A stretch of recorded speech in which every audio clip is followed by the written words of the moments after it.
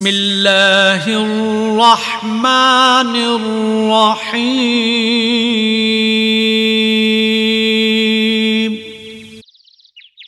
شرم و حیا کی اہمیت۔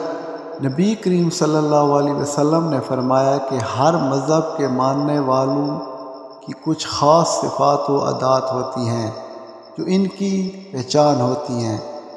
تو اسلام کی خاص صفت و عادات جو مسلمانوں کی امتیازی شان ہونی چاہیے وہ شرم و حیا کی عادت ہے۔ یہ ہے اسلام کی تعلیم مسلمانوں کے لیے، اور اسی میں ہر انسان کی عزت بھی ہے، جبکہ آج اس کے مقابل مغربی تہذیب ہے جس کی بنیاد ہی بے حیائی پر ہے، جس کا منطقی نتیجہ یہ ہے کہ مغرب میں عورت کی حیثیت صفائی کے لیے استعمال کیے جانے والی اس کو ٹیشو پیپر کی سی ہے، جس کو ہر آدمی جب چاہے اپنی ضرورت کے لیے استعمال کرے اور پھینک دے۔ بے حیا عورت مرد کے کفن میں 3 کپڑے ہوتے ہیں، جبکہ مسلمان عورت کے کفن میں 5 کپڑے ہوتے ہیں۔ 2 زائد کپڑوں میں ایک سکارف اور دوسرا سینہ بند ہوتا ہے۔ افسوس ہے اس مسلمان عورت پر جو پوری زندگی اپنا سر اور سینہ کھلا چھوڑے، لیکن مرنے کے بعد اللہ تعالیٰ اپنے پاس ان اعضاء کو ڈھک کر ہی بلاتے ہیں۔ یہ اللہ پاک کی شان ہے۔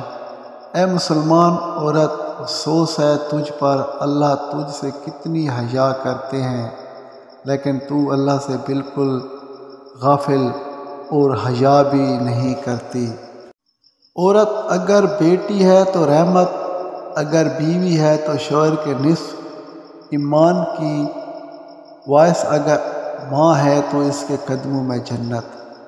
لیکن فاطمۃ الزہرا کی شان دیکھیے، اس باپ کے لیے رحمت جو خود رحمت للعالمین ہے، اس شوہر کے لیے نصف ایمان خود کامل ایمان ہے، اور آپ کے قدموں میں ان بیٹیوں کی جنت ہے جو خود جنت کے سردار ہیں۔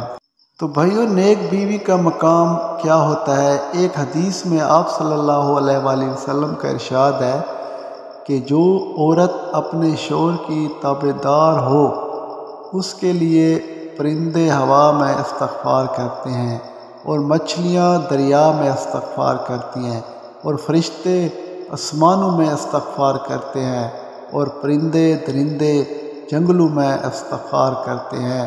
پیارے دوست، یہ نیک بیوی کا مقام ہوتا ہے جو اللہ پاک نے ان کو مرتبہ دیا ہے۔